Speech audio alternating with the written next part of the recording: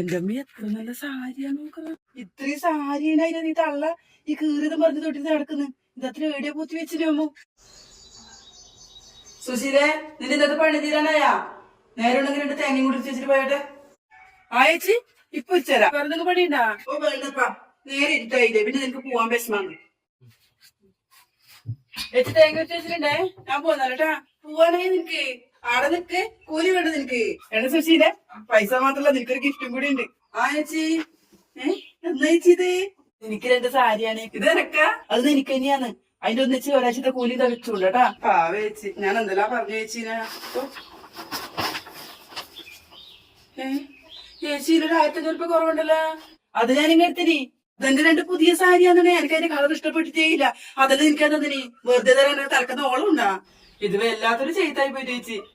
ഇതെല്ലാം വിത്തിനെടുത്ത് വെക്കേണ്ട സാധനം. ഇത് വംശനാശം വന്നു.